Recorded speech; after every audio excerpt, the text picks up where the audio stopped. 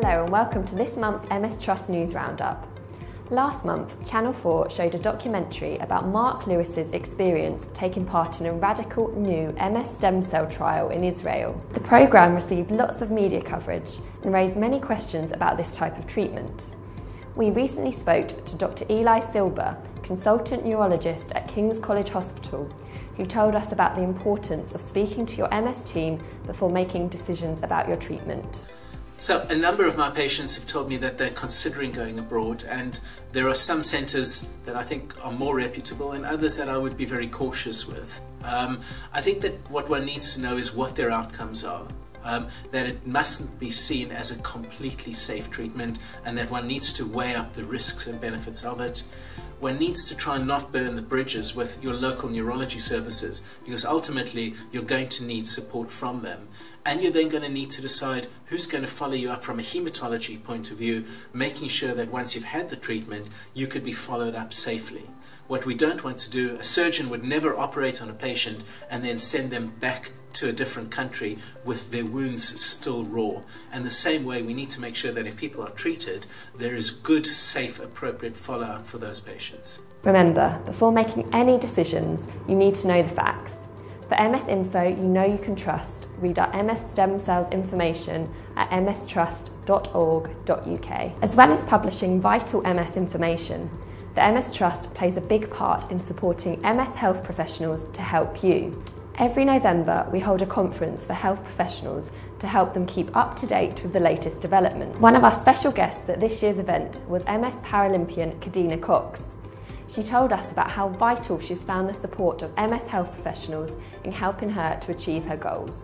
It's really important to have kind of the NHS professionals, or just professionals in general, whether that's physio, occupational therapists, the specialist nurse, all those people that work together to help us, the people that have got MS. They're so important.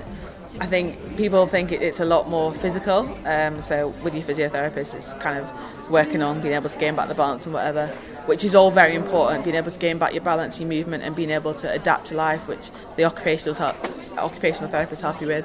But it's also quite important from a mental side of things. I know my physiotherapist was amazing in helping me to gain back movement and get the confidence to get back into running. But psychologically I really struggled, and she helped me kind of just talking through things and giving me, she kind of, because she spent so much time with me, she was able to give me kind of she knew how to approach me. And I think we forget that they can be helpful in that way, and physios tend to have a holistic view of a person, and I think it's the same for all the specialists, and having that holistic view enables them to think about the patient and what they want, and it's just that communication that allows them to help you achieve whatever it is you want to achieve. You can watch the full interview with Kadina on our website. New research published this week has found a link between diet and MS symptoms. Participants filled in questionnaires about what they ate and were grouped into 5 bands based on the healthiness of their diet. The healthiest group, who ate more fruit, vegetables and whole grains, were 20% less likely to have severe disabilities and to experience depression. For more information on diet and MS, including a Q&A with dietitian Dr. Connor Curley, see our website. We have recently updated our primary progressive MS and secondary progressive MS information booklet. The books explore the physical and emotional aspects of living with primary progressive and secondary progressive MS, what you can do to manage the condition, how MS is identified and diagnosed, and the health professionals who can help you manage the condition. You can download a PDF or order a free copy by following the link on screen. With just 17 days to go until Christmas, we're feeling suitably festive here at the MS Trust. Last weekend we had the Santa Run, our most festive event of the year.